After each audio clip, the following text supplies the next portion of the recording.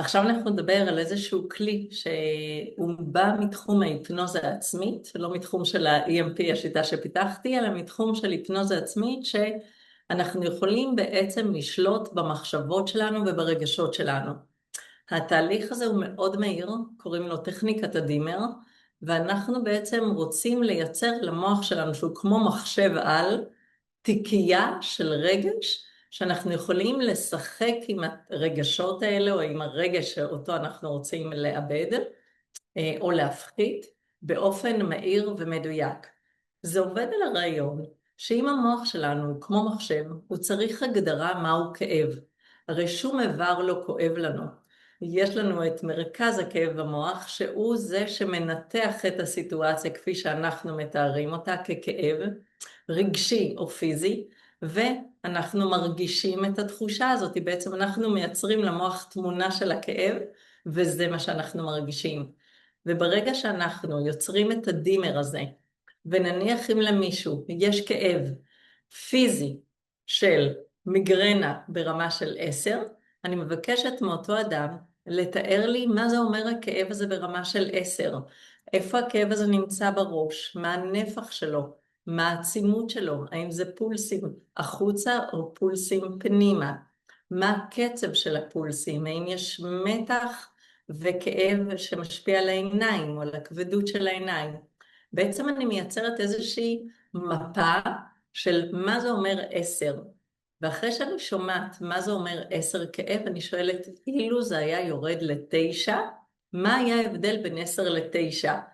בעצם אני מתחילה לייצר למוח איזושהי מפה שאני יכולה ממש להגדיר את הכאב אחרת. אותו דבר לגבי כאב רגשי. במידה אנחנו מרגישים עצבות או כאב רגשי, מישהו פגע בנו כרגע, ואני אומרת, הכאב הזה הוא כאן, אני מרגישה את זה כל כך חוסם את הנשימה, תעוקת חזה שכזו בגלל שפגעו בי. אני שואלת, מה גודל הכאב הזה?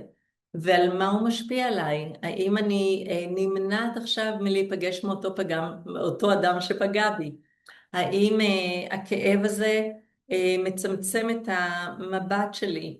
האם אני משפילה מבט כשאני בכאב של 10?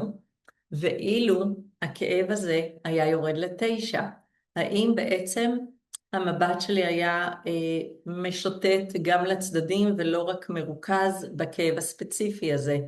האם אני יכולה להכניס טיפה אוויר לתוך המועקה הזאת? ושוב אני אומרת לעצמי, מצוין על ההגדרה, וממשיכה הלאה. אילו אני מנמיכה את הכאב הרגשי ל8, איך זה יבוא לידי ביטוי בתחושה שלי? מה יקרה למחשבות שלי? האם תיכנס לי מחשבה שאני יכולה להתמודד עם זה? האם משהו בתעוקת חזה יפחת ואני ארגיש שיש לי קצת יותר הקלה? ושוב, מה יקרה אילו הכאב הרגשי ירד ל7? וככה בעצם אני מייצרת ממש מפת דרכים, כי בכל פעם שאני מתארת מה זה אומר כל דרגה של כאב רגשי, המוח מבצע ומתייחס לזה ממש כמו אל פקודה של רגש ברמה של 7. אז ב7 אני כבר אולי אפילו יותר מתמתחת, ויש לי יותר אוויר לנשום, ואני יכולה לחשוב איך אני יכולה לצאת מהמצב הזה, משהו שב10 וב9 בכלל לא הייתה לי פניות מחשבתית. ואז אני ממשיכה. ב7 יש לי יותר אוויר, התעוקת חזה מצטמצמת רק לגודל כף היד שלי, ולא כל המרחב הזה. ואז שוב אני שואלת, מה יקרה אם זה ירד ל6? ב6 אני יכולה לומר, אני כבר יותר מרחיבה את הכתפיים, יש לי יותר אוויר, אני יכולה יותר לנשום, אני חושבת כבר על פתרונות. מה קורה לי תוך כדי שאני מגדירה מה זה 6? אני מרגישה כאב בעוצמה של 6, כי המוח מבצע את מה שהגדרתי. וכך אני ממשיכה, אם זה ירד ל5, איך אני ארגיש ב5 כאב רגשי? אז כבר הכאב מצטמצם לגודל של אגרוף, ויש לי יותר פניות מחשבתית על פתרונות ואיך לצאת מהמצב הזה. ושוב, מה יקרה אם הכאב הרגשי הזה היה יורד ל4? איך זה היה בא לידי ביטוי? שימו לב שגם אם אתם עושים את זה תוך כדי שאני מתארת, כבר אתם מרגישים הבדל בתחושה מ-10 ל-4, וככה עד לרמה שאני יכולה לכבות את הכאב הרגשי שאני חווה, כי הגדרתי למוח מה אומר כל שלב ושלב.